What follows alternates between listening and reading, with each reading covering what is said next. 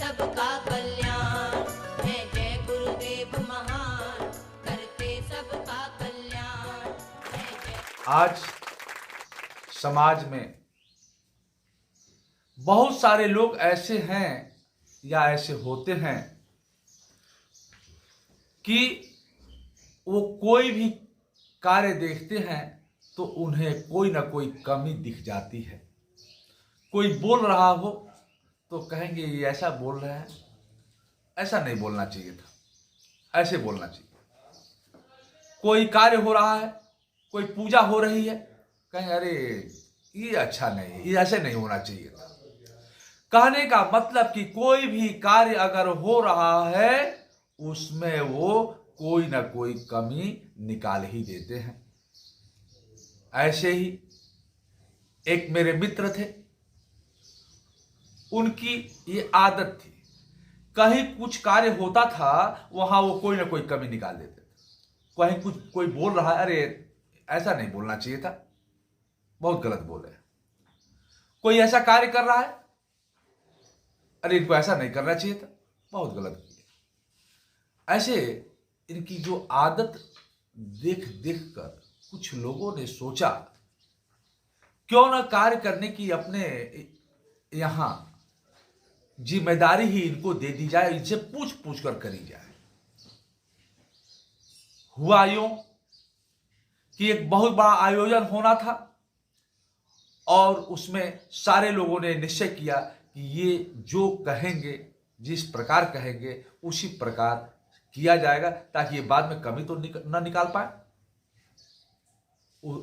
हुआ यूं ही, जो कार्य करना होता था सब उनसे पूछा जाता था, वही बताते थे, जो बताते थे वही किया जाता। पूरा आयोजन संपन्न हुआ उन्हीं के आदेशानुसार। फिर आयोजन संपन्न होने के बाद उनसे पूछा गया कि क्यों इस बार तो कोई कमी नहीं थी ना? तो फिर देखिए कह रहे हैं कि इससे भी अच्छा हो सकता था।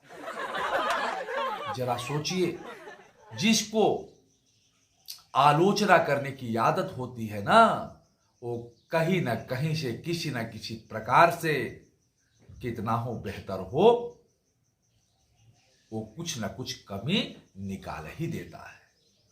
आलोचक कैंची के समान होता है, वह हमेशा काटने का कार्य करता है। जरा आपने कभी देखा होगा, जो जोड़ने का काम करता है वह हमेशा सर पे बिठाया जाता है, और जो काटने का कार्य करता है, जो तोड़ने का कार्य करता है, वह समाज में सदैव सम्मान के दृष्टिकोण से तो नहीं ही देखा जाता है।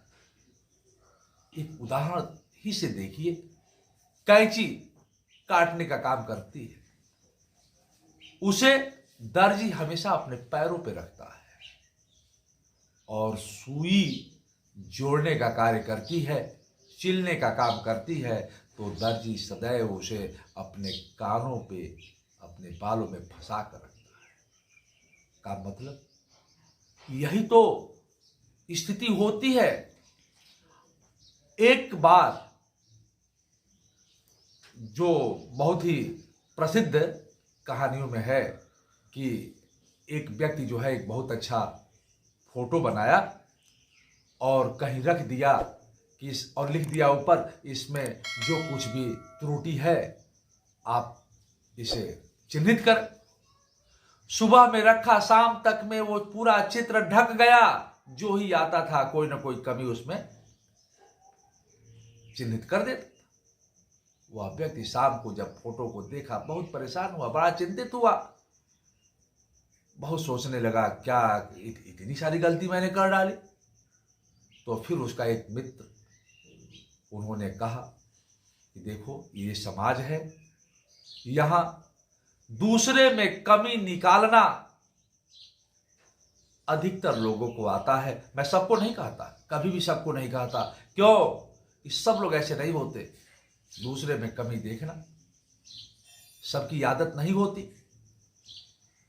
तो उस मित्र ने उसे समझाया, कहा कि घबराने की बात नहीं है, चिंता करने की बात नहीं है, यही चित्र तुम दोबारा बनाओ और तुम फिर अगले दिन ये फोटो लगा करके वहाँ लिख देना कि इसमें जो भी कमी है, जो गलती है, उसको आप सुधारने का, यानी क्या सुधारा जा सकता है उस चीज़ को आप लिख दें।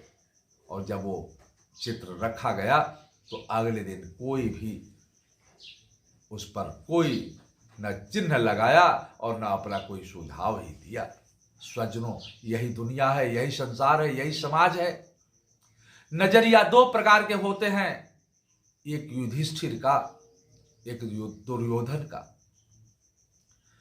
दुर्योधन को भेज दिया जाए कि जाओ समाज में देख करके आओ कि कितने अच्छे लोग हैं, अच्छे लोग कौन कौन हैं। तो दुर्योधन जाएगा तो समाज में उसको कोई अच्छा नहीं दिखेगा।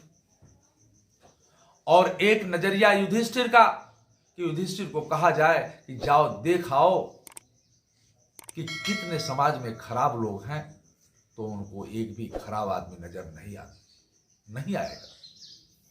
स्वजनों, क्या हम सिर्फ कमी देखकर, दूसरे की आलोचना करके, दूसरे की निंदा करके क्या हम आगे बढ़ सकते हैं? तो हमें देखिए, मैं सुधार की ओर बढ़ने का प्रयास कर रहा हूं, बढ़ाने का प्रयास कर रहा हूं, और वह सुधार दूसरों से नहीं, भगवान सबकी भला करना, लेकिन शुरुआत हमसे करना, इस सिद्धांत के साथ, इस फार्मूले के साथ कि हम पहले अपनी कमी देखें, क्योंकि समाज में यही तो मुख्य बिंदु है कि हम दूसरे की कमी, दूसरे की गलती खूब देखा करते हैं, लेकिन अपनी कमी, अपनी गलती हमें नजर ही नहीं आती। और जिस दिन से हमें अपनी कमी, अपनी गलती, अपना अज्ञान नजर आने लगे, दूसरों में अच्छाइयां दिखने लगे, उस दिन से समझिए कि हमारा सुधार का मार्ग खुल चुका है। अतएव हम सभी से विनम्रता से आग्रह करते हैं कि हम एक प्रयास तो जरूर करें। अरे दूसरे क्या कर रहे हैं इससे हमें क्या मतलब है? हम समाज के सुधारक तो नहीं। हम इतना कर सकते हैं कि पहले हम अपने आप से शुरुआत करें। हो सकता है कि हमारी अच्छाई देखकर, हमें अच्छा बनता देखकर कोई और प्रेरणा स्रोत उनके किसी के लिए हो सके, ऐसा हमें प्रयास अपने से करना चाहिए। क्योंकि अगर हम अपने से शुरुआत करते हैं तो शायद अन्य पर भी कोई बात कहने, क्योंकि हमारी जो समाज की स्थिति है, दूसरे को कहना हमें खूब आता है, लेकिन अपने को क्या कर रहा है ये हमें दिखता भी नहीं है। तो इसलिए अपनी कमी देखना हमारा मुख्य मकसद हो, और वही हमारी ज्ञान की प्राप्ति है, आत्मज्ञान। क्योंकि जिस दिन हम यह समझने लगे कि हमारे अंदर क्या क्या कमी है, उस दिन से ही हमारा सुधार आरंभ हो जाएगा। बहुत बहुत धन्यवाद।